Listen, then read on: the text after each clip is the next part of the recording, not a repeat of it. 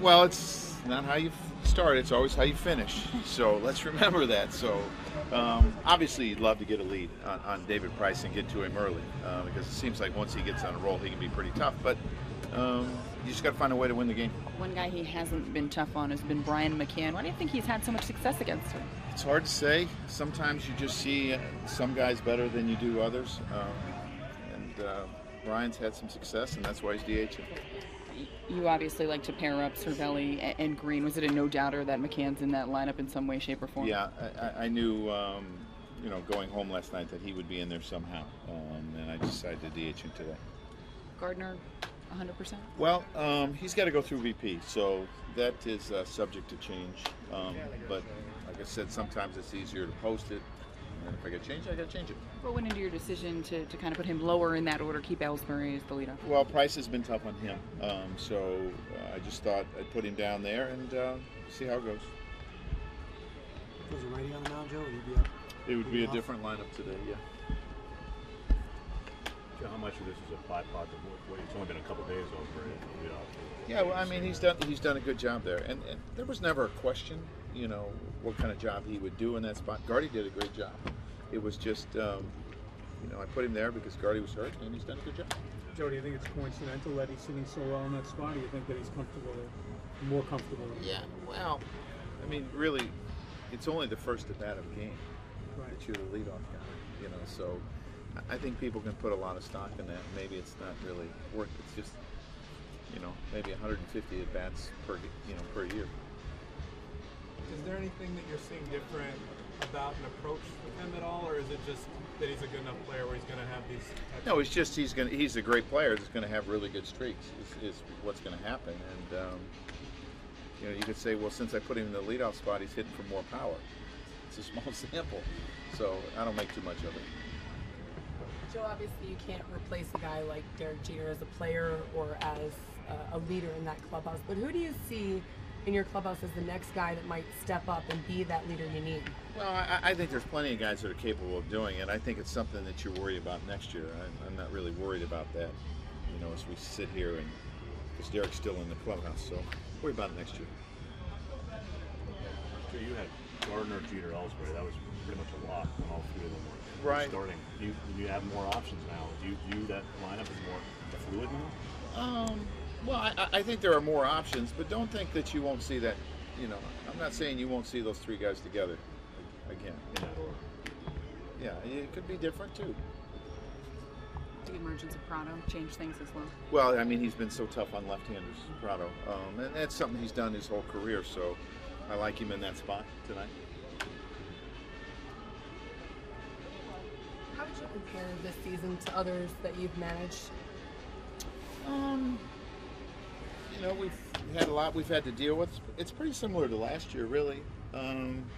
Last year it seemed to be the position players more than the pitching staff, and this year we've lost a lot of pitchers, and we got Michael back, and we're hoping we get Tanaka back here pretty soon, but there's been a lot of people that have walked through that clubhouse. A lot of people have put on the Yankee uniform. I'm not sure what the number is right now, but it's a pretty high number. Joe, if you do Tanaka tomorrow, enough of the problems, do you start to get excited about getting them back?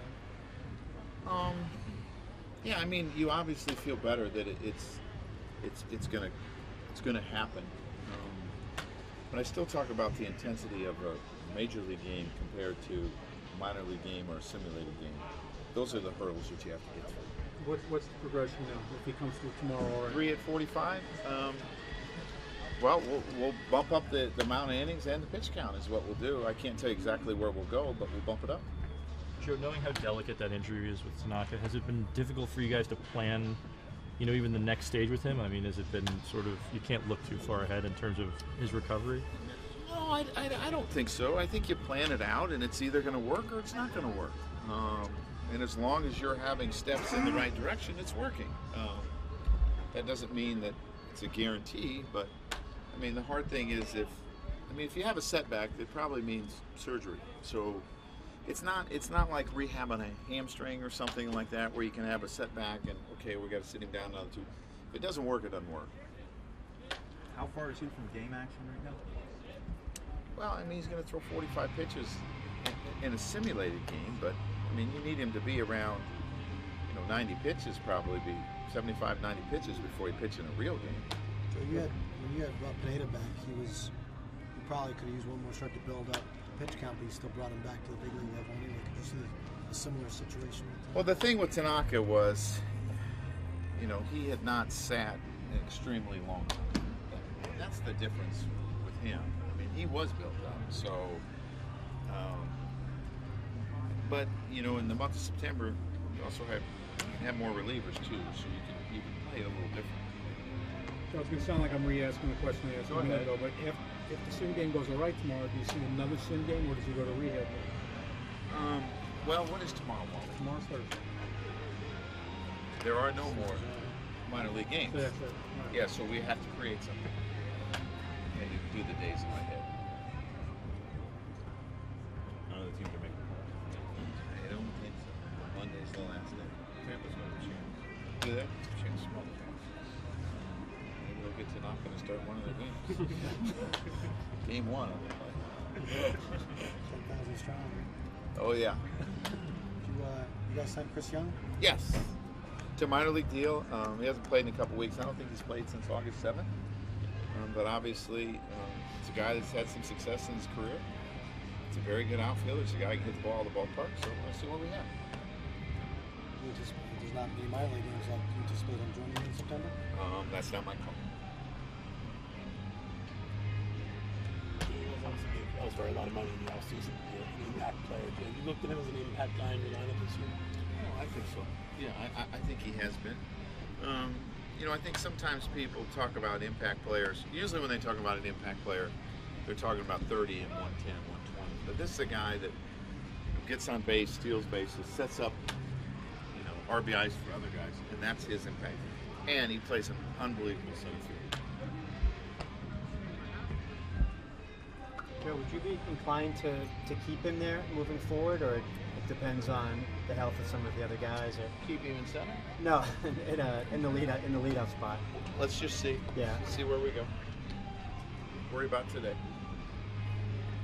Joe, how closely had you been following the ALS Ice Bucket Challenge and what maybe you took a part in the donation the Yankees made?